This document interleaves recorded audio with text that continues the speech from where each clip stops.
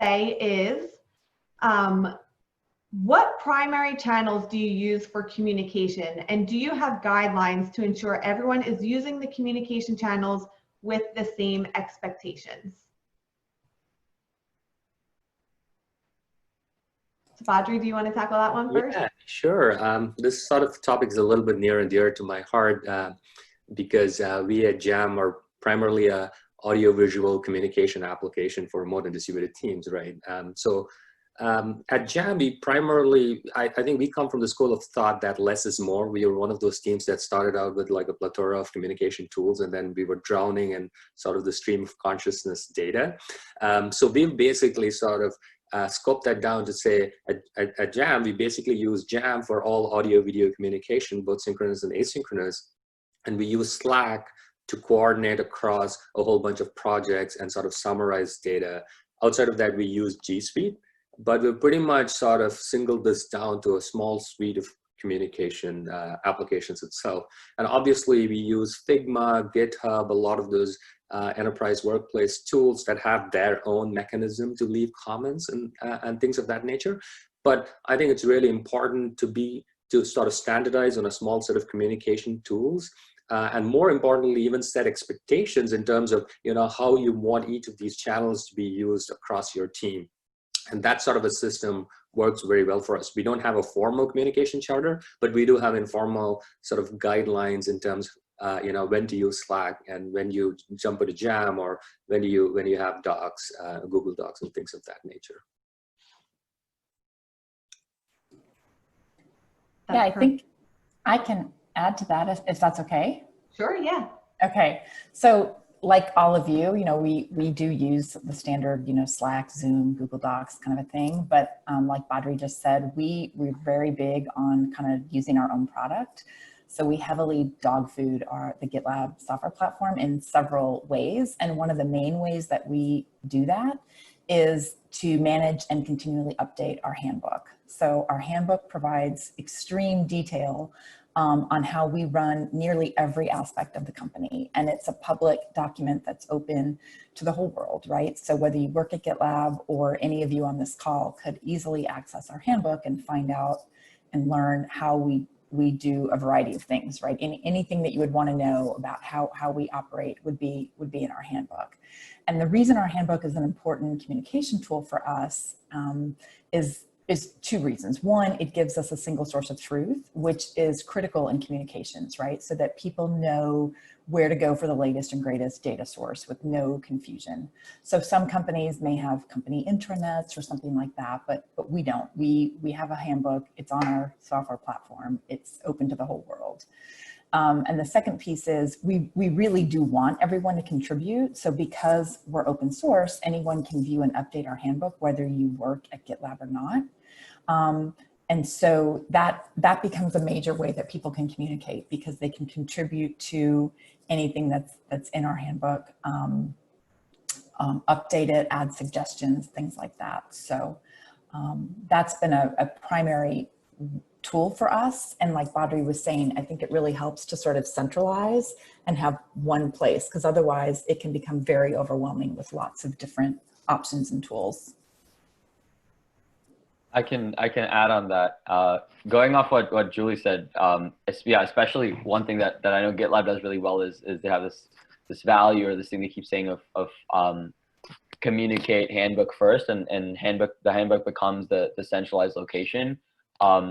For smaller teams, so we're Sike Insights. We build tools to help remote teams understand each other's communication styles. We're a 3-person team, so we're really small.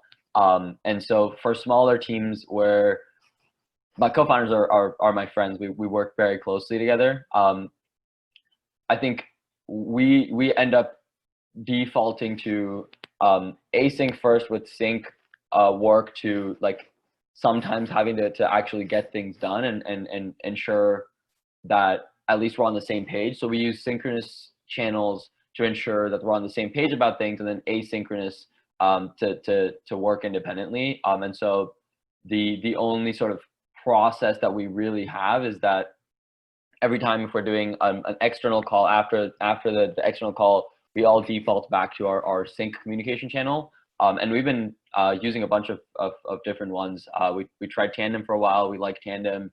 Jamm is obviously amazing, especially because Jamm allows for sync and async. So yeah, big shout out to Badri and his team.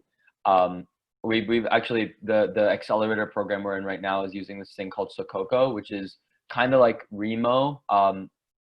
Yeah, I would say it's fairly similar, where you just get kind of it's in Chrome or in your browser, you get a visualization of a room or a table, and everybody can kind of move around and sit there. So it's cool for larger groups and networking events and things like that. But essentially the way we've done things is we default to sync for getting on the same page, daily stand-ups, and resolving issues and making sure that we can get the brunt of our work done, which is in the async format. Awesome, thank you, Sid. And actually, this is a great segue into our next question, which is, how did you as a team learn and then share your preferred communication styles with the rest of your team? I feel like this is close to us and what we do, so I can go first on this one. So for context, everybody, I'm Sid, co-founder of Sike Insights. We built Kona, which is an AI-powered Slack bot that helps you understand your teammates' communication styles. So the question Megan's asked is very relevant. The story is essentially we talk to hundreds of remote managers, leaders, and all of you have seen this problem at this point, that in a remote environment, no matter how much synchronous work is going on, no matter how many video calls you do, live time communication, there's still that problem of how do you understand how this person communicates, who they are, what is their communication style, what is their feedback style. And this is true even for small teams. Even when you've known people for a while, there are things that you don't realize about their personality, and also lifetime things about how are they feeling this week, how stressed are they, how busy are they, and how can you as a leader, manager, or just a teammate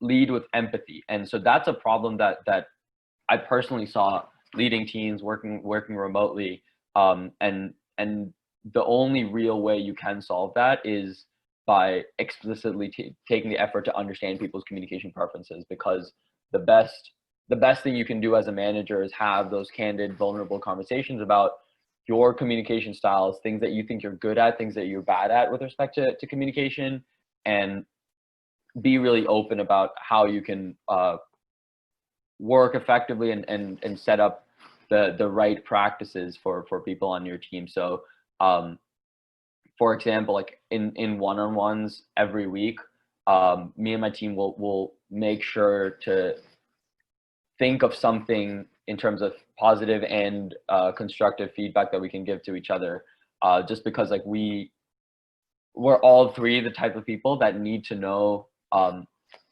constantly like how we're doing, what are we doing things well, are we doing things badly, what are things we can improve on. And so the way that we were able to come to that is by having those conversations about what kind of a communicator are you, what kind of a person are you, and what goes into that is a lot of self-awareness. And so we dogfood our own product as well, where Kona will essentially analyze the way you communicate and auto-generate this profile for you that tells you, hey, it seems like this is your communication style, feedback style, and you get to edit and review things, after which it will insert that into your daily workflow. So we've been using Kona a lot, and it's been really, really useful even for our small team. And if I may just sort of jump in and add to what Sid said, I think it's also super important to not only sort of figure out the communication preferences of your teammates, but to actually figure out sort of the productivity workflow of your entire team as a whole, right? So one of the interesting things we find in Jamm is we're obviously a relatively small team that moves really fast as well, but there's almost this wave-like pattern in productivity. There are parts of ideation where you're brainstorming, you're figuring out product requirements that requires a lot of like communication, right? You're brainstorming, you're figuring out requirements.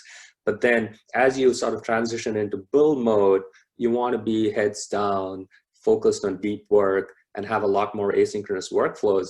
And so one of the interesting things that you see emerge out of teams, if you pay attention to sort of the workflow, is not just individual communication styles, but almost sort of, there's this wave-like pattern where there are parts of a sprint or parts of a week where you want to encourage sort of frequent communication. And then as you transition into a build phase or other parts, you want to encourage much more structured time and allow time for deep work within your team itself. So I think that's something it's kind of important to just pay attention to, which has worked like really well for us as well, is how do you enable this sort of synchronous and asynchronous workflows across your team's behavior, your team's cadence itself.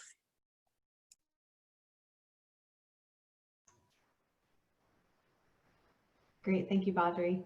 Julie, was there anything else that you wanted to add? I think they covered it pretty well. Yeah, I'm good. Thank you. Perfect. And then piggybacking on what Badri said about recognizing that flow, that project flow, is there any other recommendations you have as far as making sure that communication among your team members does not impede or kind of get in the way of that heads down time? Do you have any formal structures in place? Just to add there, we don't have formal structures in place, but I'll also add that these are unusual times, right? One of the things we're very cognizant, just given the times, is that, we really want to focus on sort of just well-being of our teammates. And I think what that requires is sort of the right amount of empathy to make sure you have these spaces for casual conversations, you have these spaces for these micro interactions, and not everything is sort of looked at from the lens of productivity and process. And so as far as company-wide structure goes, we try to be sort of cognizant to say, hey, there's actual project workflow where you use these tools, you have your daily processes, you have your stand-ups and things like that. But we're also sort of cognizant to create sort of this culture where we encourage people to have these micro interactions over audio and video, right? It's a lot of the meetings in the Zoom fatigue comes not from being on video, but really you're stuck in a video conference for 16 minutes at a time, and your entire day is a series of video conferences, right? So what we encourage is this short, bursty, ad hoc conversations with Jamm, right? Like, I'm just going to talk to you for a couple of minutes. It could be about how your day is. It could be about talking about our pets. And sort of, we weave that into sort of the company workflow too. And one of the things we've found that way is, that actually helps. It's kind of a counterintuitive logic, which is if you encourage people to have these casual micro interactions over audio and video, it actually eliminates the need for you to go back and forth over text or email threads. So it actually leads to faster alignment and less information overload versus going back and forth in a GitHub ticket or in a Jira ticket or what have you, right? So I think it's kind of interesting to sort of think about both flows, the cultural element of micro interactions coupled with sort of a communication process that works for your project cadence. I think that's been interesting for us. Megan, I think just to add to that, like I think at GitLab, even before everything happened, with COVID and, one of the things that's different here than anywhere else I've worked is that meetings are optional at GitLab. And that's a huge shift to kind of wrap your mind around. And so what that means is that, you can schedule your day to work for you, to work for your personal commitments, your work commitments, and for your deadlines, right? And that really helps, I think, with workflow. We also push async as much as possible and really having a meeting only when needed. So really asking ourselves, like, do we need a meeting or can this be asynchronous? We really try to brainstorm asynchronously and then sort of use meetings to discuss and decide. And so we just kind of have a culture where, like, you don't have to attend every single meeting. It's okay. No one's going to wait for you to start the meeting, right? We start and end on time, whether it's 2 people or 20 people.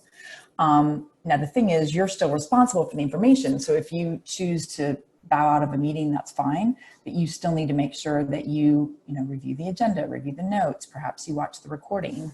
And I think that really enables people to stay in their workflow, right? We also encourage people like, hey, put your Slack on do not disturb, block time in your calendar for work time, you know, so that people don't kind of schedule over it. So we do try to encourage people to do that so that they do have uninterrupted, you know, blocks of just being able to work. Yeah, for us, it's also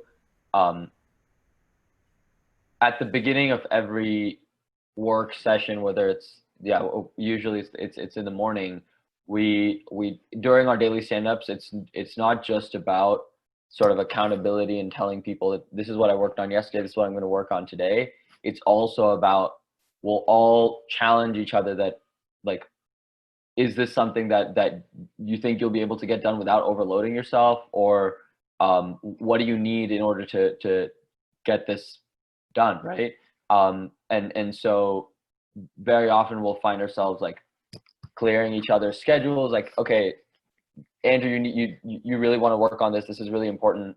Let's make sure that you're able to get that deep work time. And it is really important to be able to have, and even just feel like you have an empty schedule of 3 hours to just crank through that one thing that you need to get done, and nobody will disturb you. And it's important for everybody on the team to understand that. So I think it's more so about setting up this culture on within the team of, it's okay to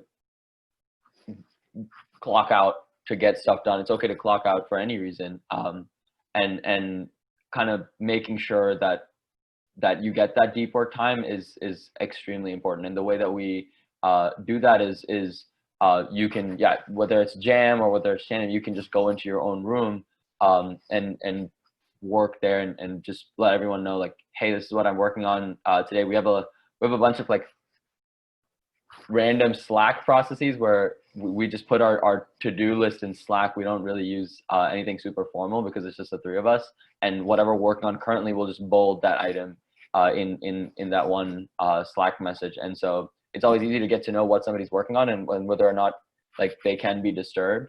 And that's how we do things. Yeah, it's always really good to be mindful of what everyone else is working on when you go to communicate with them. There is so much in what each of you just shared. And so one thing that I wanted to touch on was the need to make sure you're always available in Slack or Google Meet or whatever synchronous tool your team might use. And so allowing that space for your team to say, no, I'm not available for the next few hours because I have this project that I'm working on, can be something that can be really empowering. So do any of you have any recommendations as to how you manage these communication flows without micromanaging your team? Or without making them feel like they're being micromanaged? I mean, I can start if that's okay. So one of our core values at GitLab is iteration, which means that we expect and encourage people to make small changes quickly instead of waiting and waiting and waiting for things to be 100% perfect and then rolling out a big change. And another value we have is transparency, right? So which means that we're open about as many things as possible as soon as possible. And we literally work in an open source platform all day that is accessible by people inside and outside of GitLab. So I bring those two things up because I think when you have iteration, right, when you're working very, very quickly on small things all the time, and when you're transparent and when you live those out every day in whatever format that looks like, the need or the tendency for micromanaging is reduced, right? Because it's transparent. You can see what they're working on, right? Sid gave the example that they're using in Slack where they bold kind of what they're working on, right? So there's not a need to kind of micromanage or over communicate or constantly check up on people when you're iterating and going quickly. And I think when you're being really, really transparent. And one of the ways our iteration value has really helped us is, you know, we tweak and change things all the time, right? All the time. So for example, we receive feedback from team members that there were just too many Slack channels, too many meetings. And so we said, okay, we hear you, right? So we streamlined into like 2 main company channels, one that anyone can post in, one that only certain people can post in. And people know, if you don't find it in the handbook, these are the 2 channels that you go to, right? And that's really cut down on a lot of the noise. And then we got feedback on there's just too many meetings. And so we kind of iterated to say like, okay, well, for the summer, let's try 1 day a week where we have no meetings in the whole company, right? And it's literally just designated as a work day. And that's been received, you know, really, really well. And like others have said, you know, we really push for async as much as possible. So I think that all of those things together have really helped to reduce the feeling of needing to micromanage, and nobody wants to be micromanaged. Nobody wants to have somebody looking over their shoulder. That's not a fun way to work. And that's what's worked well for us. And just to add to that very quickly, it's exactly, I think Julie hit the nail on the head. I feel like micromanagement is sort of a sign of lack of trust. And to some degree, I think at Jamm, what we are very cognizant of is to be able to build that culture and to build those human connections within the team in a way that engenders trust, so that you are very, you know, you don't have this sort of lingering thoughts about, are they doing their jobs? Do I have to look over their shoulder? Do I have to micromanage them? And to me, that's almost symptomatic of an organization and a larger cultural problem that is not sort of built on top of a bedrock of trust. At Jamm, we're actually spread across San Francisco, Sydney, Barcelona, and Perth, the world's worst possible time zones. So it's not even physically possible to look over somebody's shoulder and figure out if they're doing something, or if you know, to micromanage them. But I think what really works is also a lot of show and tell sort of videos, whether you're doing it live or whether you're doing it asynchronous to recorded messages. At Jamm, we have this feature demo space where everybody records little cool feature demos and talks through what they're working on. Something very simple to all the way, which is sort of a project demo. There's a lot of show and tell and sort of short form videos that get posted in the feature demos channel. And that sort of enables a lot of these conversations. It builds trust, it builds excitement. I think it's more important to address sort of that underlying culture of trust rather than try and solve that with process. Totally. I was actually going to say the exact same thing as Badri. To add on to that, it's also about trust goes hand in hand, in my opinion, with no egos. And I think on a team, even if it's part of a larger organization, there's this sort of sub culture that gets established of how we work on this team within this company, right? And that to a large extent is driven by the manager. And I think it's important for each person on the team, but probably most important for the manager to have this ability to be vulnerable and understand. And we do this through one-on-ones, but basically understand like, where are the gaps in the way that we're working? What are some things that you want to see, and being super open about differentiating like the way we're working or our work doesn't reflect who we are. And so disconnecting those two things takes away the ego part of it, where people can say, hey, this is not going well. I don't like the way that we're going about this. I don't like this process. And it doesn't, nobody will take things personally.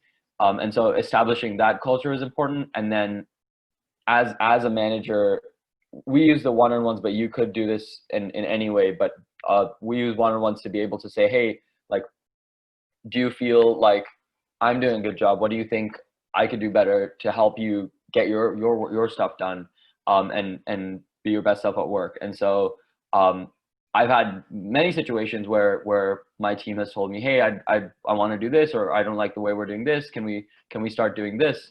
Or this is going really well. Let's keep doing this. And it always turns into an action item rather than, oh, I hear you and this is important. And it's like, okay, what can we do about this and try something for the next week. We do one-on-ones on Fridays, and it turns into action items for next week. So improvements to the way we're doing stand-ups, improvements to the way that we're measuring progress, all that kind of stuff results in establishing this culture where I don't feel like I need to micromanage people, and it becomes counterintuitive to do that.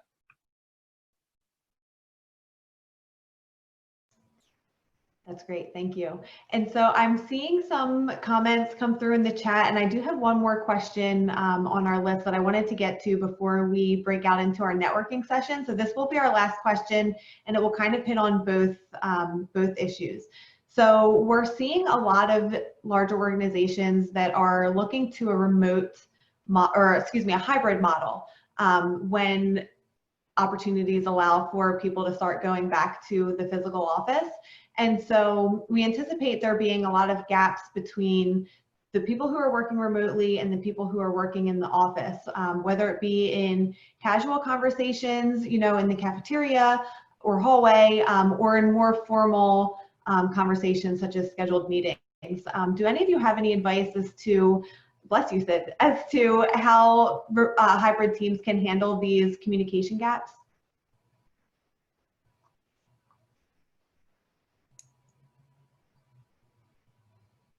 Badri? Maybe I can go there. This is literally why we built Jamm. Is because in a previous life I used to work for a team that is spread across 10 cities in 7 time zones globally. And the number one problem you get working in a remote team is obviously loneliness. But the second problem is feeling disconnected from the mothership, right? It's this, hey, there's HQ and then there's everybody else. And that's a very common dynamic you see in these hybrid teams and not fully remote teams. And I think the solution is, and what has worked for us, is to enable a lot of like small micro FaceTime and encourage these casual water cooler conversations, right? It becomes super important to enable the remote teams to be able to get into quick, easy conversations and stay in the loop of what's happening. I think the second thing you want to be really cognizant about is providing the right amounts of visibility to the remote teams, because a lot of the feelings of sort of being disconnected and missing out and not having enough context basically comes from the fact that a lot of these remote teams don't feel like they don't have enough visibility in a hybrid setup, right? So again, I think it's a cultural problem in terms of making sure that you create this culture where people are talking to each other and hashing things out and not making decisions in a vacuum without communicating it to the other parts. And simultaneously, it's also figuring out the right mechanisms to get everybody plugged in and everybody's ideas bubble up and not feel like they don't have the right platform or visibility.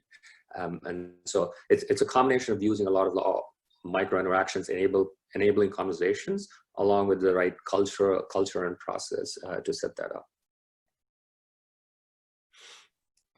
And just to go off that small point, I think also it's important to recognize what kind of person is the kind of person that will speak up and be super open and transparent, and it's usually the more extroverted people on the group that tend to be more sort of bigger voices on the team. And so it's important to not, for lack of a better word, discriminate against people who tend to be quieter, because it's not like their opinions are less valuable. And so it's important to have that empathy and that intention about understanding what kind of people will speak up, what kind of people need and don't need that a little bit of cajoling and like the special attention in order to be able to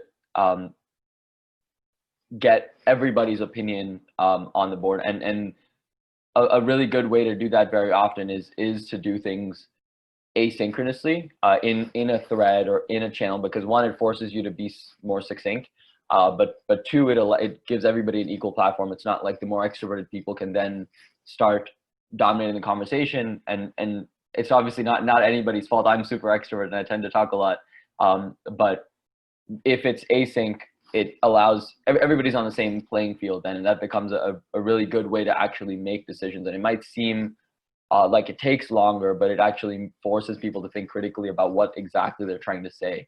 And it allows the quieter people in the room to get their voice heard.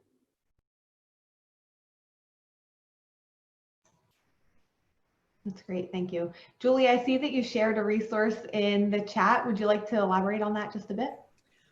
Well, you know, I'll say I'm probably a little bit biased. GitLab is 100% remote. We don't have hybrid communication challenges that others may have, but we're often asked a lot about remote, hybrid remote, you know, how do we switch to remote, all of that. So we actually created a remote guidebook. And so this was just a piece from that may or may not be useful for people. I think there's advantages to a hybrid model, but there's probably some disadvantages as well.